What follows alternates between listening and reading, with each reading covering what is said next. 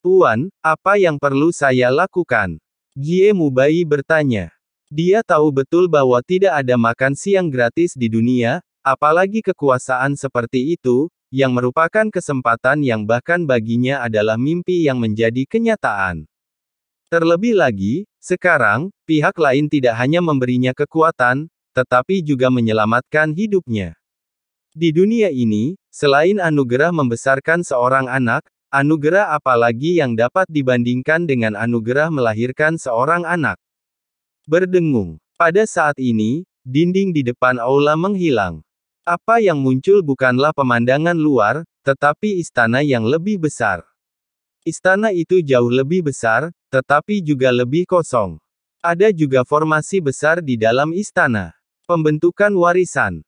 Lebih jauh lagi, sebagai seorang spiritualis alam Tianlong, Jie Mubai dapat merasakan bahwa formasi ini mengandung kekuatan yang jauh lebih dahsyat dan pada saat yang sama, jauh lebih jahat daripada kekuatan yang ada di dalam tubuhnya sendiri. Pembentukan warisan ini belum ada dalam jangka waktu yang lama, tetapi tidak ada hubungannya dengan dia. Tuan, apakah ada orang lain yang mewarisi warisan Anda? Tanya Jie Mubai. Saya merasa sedikit tidak nyaman. Saya pikir dia sangat dihormati. Namun kini tampaknya ada yang memperoleh lebih darinya, dan bukan hanya sedikit lebih. Tentu saja ada beberapa ketidakseimbangan. Sebab menurutnya, tidak ada seorang pun di dunia seni bela diri yang lebih berkualitas daripadanya. Jangan bertanya apa yang tidak seharusnya kamu tanyakan. Pria yang menyebut dirinya kaisar berbicara, memancarkan kekuatan yang tidak diragukan lagi. Ini salahku karena terlalu banyak bicara. Meski penasaran, Jie Mubai tidak berani bertanya lebih jauh.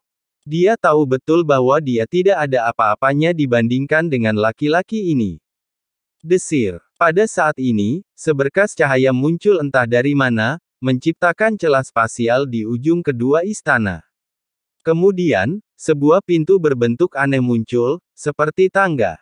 Pintu ini adalah pintu menuju surga. Datang. Pria yang menyebut dirinya kaisar berkata. Orang-orang seperti Jie Mubai secara alami dapat merasakan bahwa peran gerbang surga masih merupakan peluang. Ini kesempatan bagus. Namun setelah mendengar perkataan pria yang menyebut dirinya kaisar, dia menunjukkan keraguan. Dia akhirnya memperoleh kekuatan semacam ini, dan dia tidak ingin memasuki sungai surgawi ke-9 begitu saja. Dia masih punya banyak hal yang harus dilakukan. Lagi pula, ada banyak juga peluang di dunia seni bela diri saat ini. Maka Jie Mubai bertanya ragu-ragu, Tuan, bolehkah saya pergi nanti? Kaisar ini memberimu kekuatan, bukan untuk membiarkanmu memamerkan kekuatanmu di 8 sungai surgawi ini. Pria yang menyebut dirinya kaisar menghalangi pikiran Jie Mubai hanya dengan satu kalimat. Aku memilihmu karena kamu punya bakat, tapi hanya itu saja. Dunia seni bela diri saat ini membatasi perkembanganmu. Hanya dengan melangkah ke sungai surgawi ke-9, kau dapat benar-benar melepaskan bakatmu. Meskipun akumulasi Anda selama bertahun-tahun juga akan membantu Anda tumbuh pesat setelah memasuki sungai surgawi ke-9. Namun semakin awal Anda masuk, semakin cepat Anda akan tumbuh secara alami. Yang harus kau lakukan adalah meningkatkan kekuatanmu secepat mungkin, dengan segala cara, agar suatu hari nanti kau bisa digunakan oleh kaisar ini, kata pria yang menyebut dirinya kaisar. Tuan, apa yang perlu saya lakukan? Akan lebih baik bagiku untuk membuat persiapan terlebih dahulu. Jie Mubai bertanya. Karena tidak mengetahui niat sebenarnya dari pihak lain, dia selalu merasa gelisah. Jika kamu bisa tumbuh sampai titik di mana aku merasa puas, aku secara alami akan mencarimu. Jika kau gagal berkembang, kau bahkan tidak akan memenuhi syarat untuk melayani kaisar ini. Mengerti? Pria yang menyebut dirinya kaisar berkata. Setelah kata-kata ini diucapkan, wajah Jie Mubai menjadi sedikit malu. Dari kecil hingga dewasa, ia selalu menjadi jenius yang memukau di dunia seni bela diri. Ini pertama kalinya ia menerima penilaian seperti itu. Lemah. Begitu lemahnya, sampai-sampai Anda bahkan tidak memiliki kualifikasi untuk bekerja untuk pihak lain. Itu sungguh sikap mengabaikan yang berlebihan. Meski dia tidak senang, dia tidak berani membantah apapun. Tuan, saya pasti tidak akan mengecewakan Anda. Bawahan, menunggu kedatangan perintah tuanmu. Meskipun sangat enggan, Jie Mubai tetap memasuki gerbang surga dengan patuh setelah menunjukkan kesopanan yang besar. Jie Mubai melangkah masuk, gerbang surga tertutup, dua aula utama kembali normal, dan sesosok muncul di aula. Ini adalah pria paruh baya. Rambut hitamnya sangat halus dan tergerai di belakangnya, tetapi tidak terlihat berantakan sama sekali. Meski usianya sudah setengah baya, dia masih sangat tampan dan merupakan pria tampan yang langka di dunia.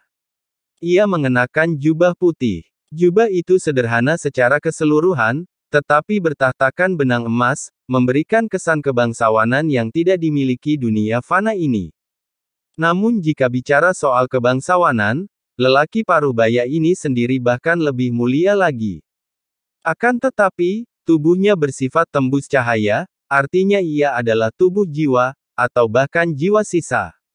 Tapi meski begitu, ketika pria itu muncul, setiap gerakan dan gestur akan menarik energi seluruh langit berbintang. Siapa bilang orang jenius tidak bisa muncul dari kalangan orang biasa?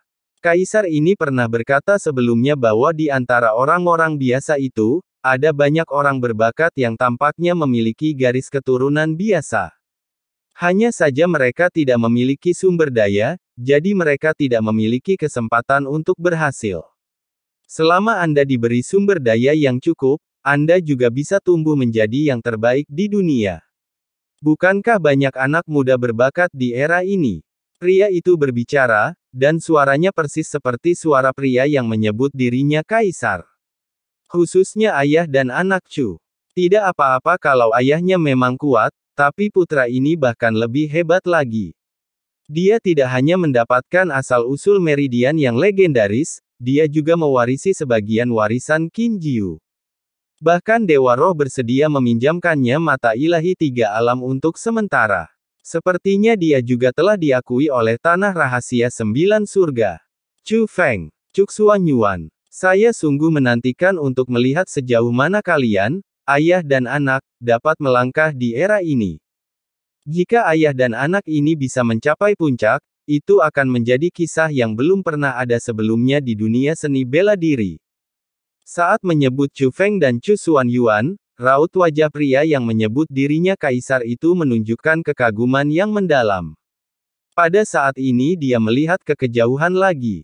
Dan di balik wajah yang tenang itu, tatapannya sungguh dapat melintasi langit berbintang dan melihat menembus segalanya. Akhirnya, pandangannya tertuju pada mundurnya Presiden Kamar Dagang Prajurit. Itulah Ziling, tempat dia menyendiri. Harta karun di tubuh gadis kecil itu memiliki aura kaisar darah. Dengan fluktuasi aura seperti itu, sepertinya kaisar darah sendiri pasti masih hidup. Lalu Qin Jiu, apakah kamu masih hidup? Pada titik ini, pria yang menyebut dirinya kaisar mengerutkan kening. Saya tidak tahu apakah itu antisipasi atau kekhawatiran. Sulit untuk memahami artinya.